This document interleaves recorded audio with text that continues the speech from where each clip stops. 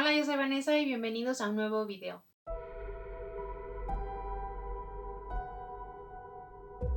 Amigos, ¿qué tal? ¿Cómo están el día de hoy? Espero se encuentren realmente muy bien. Sabemos que las únicas personas en entrar a la arena son los tributos y que lo único que encontraremos es un baño de sangre y horribles mutos. Pero ¿quién se iba a imaginar que el futuro presidente de Panem iba a pisar una arena de los Juegos del Hambre para salvar a uno de sus mejores amigos? Todo esto pasó la primera tarde del primer día de los Juegos. Snow se dirigía a su departamento después de una larga jornada como mentor en los 10º Juegos del Hambre.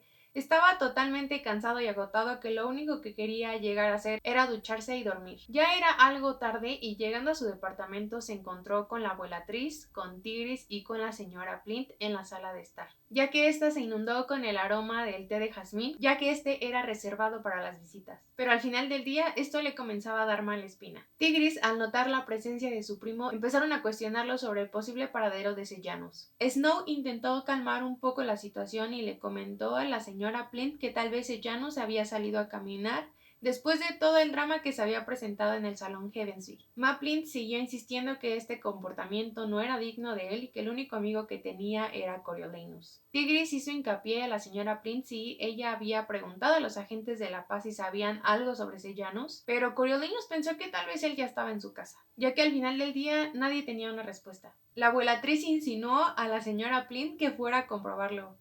Y literal cuando estaba leyendo este capítulo me imaginé el meme de sí que se largue. ¡Sí! ¡Que se largue! Es que también la señora Plint le hubiera echado una llamadita al departamento de los Snow.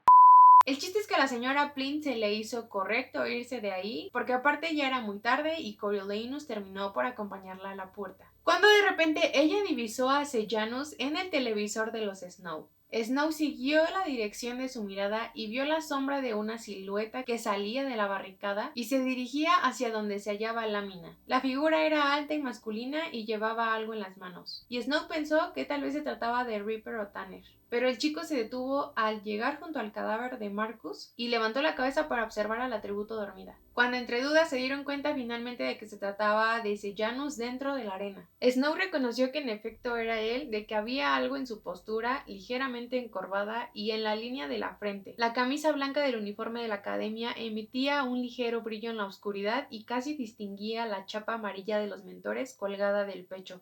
No tenía ni idea de cómo Sejanus había logrado entrar en la arena. Un Sejanus envuelto en sombras se agachó y dejó un paquete en el suelo y empujó a Marcus hasta tenerlo boca arriba. Hizo lo que pudo para enderezarle las piernas y doblarle los brazos en el pecho, pero las extremidades estaban rígidas y se resistían. Snow no sabía lo que estaba pasando y que tenía algo que ver el paquete que se encontraba en el suelo. Entonces ella se levantó y sostuvo una mano encima del cadáver. Snow recordó que este comportamiento lo había tenido en el zoológico después de la muerte de Aracne y que lo vio espolvorear algo blanco sobre la tributo muerta. Esto significaba que las migajas que Sejanus dejaba sobre el cuerpo de Marcus era para que él tuviera comida sobre su viaje. O sea, después de que él...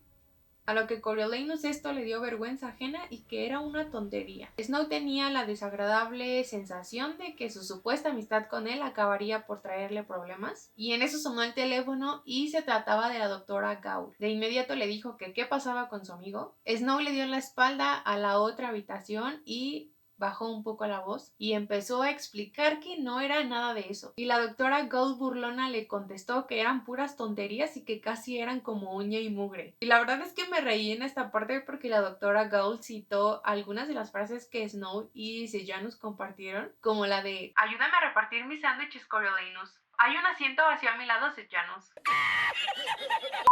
ya que la doctora Gaul le había preguntado a Casca quién eran los compañeros que estaban más unidos a Sejanus y que el único que se les ocurrió, y por lo que veían, era Coriolanus. La doctora Gaul estaba muy alterada y enojada con la situación, citó a Snow y a Ma Plint en la arena para buscar una forma de sacarlo, mientras ella y su equipo oscurecían las imágenes de la arena para no llamar la atención. Snow y Ma Plint iban de camino a la arena en el coche de la señora Plint, y cuando el coche llegó a la entrada del estadio, Coriolanus vio que se había esforzado por ocultar su crisis. y que solo quedaba un puñado de agentes de la paz y de los vigilantes. Al salir se percató de que la temperatura había bajado demasiado. En la parte de atrás de una camioneta, un monitor de noticias del Capitolio tenía una imagen que se dividía en dos partes, una con la imagen real de la arena y otra con el lado de la versión oscurecida que se le transmitía al público. La doctora Gaul, Casca Highbottom y algunos agentes de la paz estaban reunidos. Cuando Coriolanus se acercó a la señora Plint, divisó que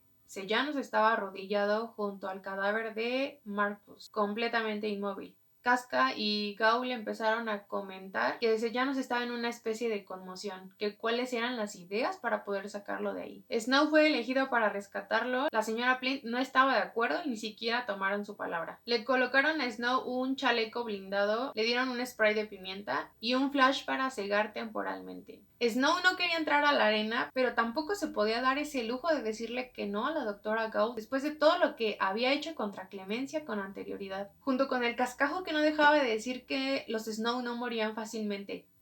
Caminó hasta la arena con dos agentes a su lado y vio los destrozos de la arena en la entrada principal. Hay una parte que describe lo que posiblemente vemos en el tráiler cuando Snow relata que las luces rojas de emergencia que constituían su única iluminación inundaban el pasillo de un resplandor suave y sanguinolento. La luna estaba alta y gracias a aquella luz pálida y plateada veía la silueta de Sejanus de espaldas a él, todavía arrodillado junto al cadáver de Marcus. Coriolanus llegó a unos metros de Sejanus y empezó a convencerlo de que salieran de ahí. Ay, es que de verdad me da un coraje y unos nervios en esta escena, pero Sejanus lo único que se puso a hacer literal era quejarse del dinero de su padre, de que todo era producto de una compra, tanto de su mentoría, de la plaza en la escuela, de las ropas caras, y que estaba resignado a morir, que él quería que esto lo vieran como modo de protesta.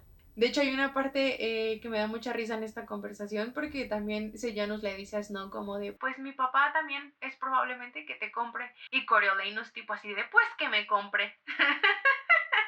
Dinero, dinero, paca, puca, dinero. A Snow no se le escapaba ninguna.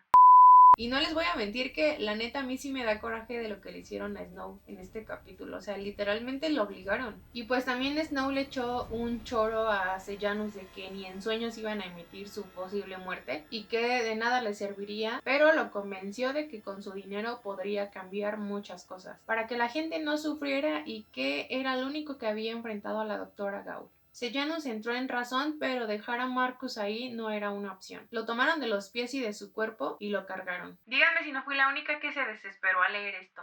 O sea, todavía llevarse a Marcus. Neta, ¿en qué estaba pensando? No entiendo. Y bueno, ya estaban por llegar a la barricada para que los agentes de la paz los ayudaran, pero Snow tropezó con una piedra y se cayó. Se levantó rápidamente, pero escuchó que venían pasos detrás de ellos. Soltó a Marcus en un acto de reflejo y vio a Bobbin que lo atacaba con un cuchillo. En defensa, Coriolanus agarró una tabla y empezó a golpear a Bobbin desesperadamente, tan violentamente que el área circundante quedó cubierta de sangre y dejó su rostro tan hinchado y magullado que quedó irreconocible, acabando con la vida de Bobbin. Los dos tributos del Distrito 4, Coral y Misen, junto también a Tanner, corrían directamente hacia él armados. Misen impulsó su brazo hacia atrás para arrojarle un tridente y la tela de la manga de Coriolanus se desgarró por completo. Al tirar para zafarse de las cuchillas del alambre y alejarse de un salto de la línea de fuego, con Sejanus pisándole los talones. Los agentes de la paz lograron derribar la reja hacia adentro, abriendo un hueco a la altura del suelo. Coriolanus se tiró de cabeza y los agentes de la paz trataban de sacarlos de ahí rápidamente, hasta que lograron ponerlos a salvo. Los guardias los soltaron enseguida para sacar a Sejanus, que manifestó un grito después de que Tanner le enterró un cuchillo en la pantorrilla, antes de que él se pudiera deslizar fuera de su alcance. Tanner, Misen y Coral aguijonearon con sus armas entre los barrotes, buscando a Coriolanus y a Sejanus, mientras ellos les escupían palabras llenas de odio y los agentes de la paz golpeaban los tornos con sus porras. No se disparó ni una sola bala. Snow estaba furioso por el comportamiento que habían tenido los agentes de la paz, ya que ellos no los habían cubierto bien a sus espaldas para poder salir de ahí. Sejanus pidió disculpas a Snow con el diminutivo de de Corio, y Snow en su mente volvió a repasar esta palabra, que solo era un diminutivo para los buenos amigos, para la familia, para la gente a la que Coriolanus quería, y que si ese era el momento elegido por Sejanus para utilizarlo, que si le hubieran quedado fuerzas, se habría estirado hacia él para estrangularlo. Y bueno, pues al final nadie les prestaba atención. La señora Maplin había desaparecido, la doctora Gaul y Casca seguían discutiendo sobre los niveles de audio y revisando las grabaciones. Mientras los agentes de la paz también recibían instrucciones, transcurrieron varios minutos antes de que llegara una ambulancia. Introdujeron a los dos mientras les echaban un pequeño vistazo, para que finalmente fueran llevados al laboratorio de la doctora Gaul para recibir atención médica. Y bueno amigos, eso ha sido todo por el video de hoy, espero realmente les haya gustado. Escriban en los comentarios ustedes qué piensan sobre esta escena. Sí o sí ya está confirmadísimo que vamos a tener este capítulo en la película, que también lo vemos en el tráiler ya. No olviden suscribirse, activar la campanita de notificaciones y nos vemos en el próximo video. Bye.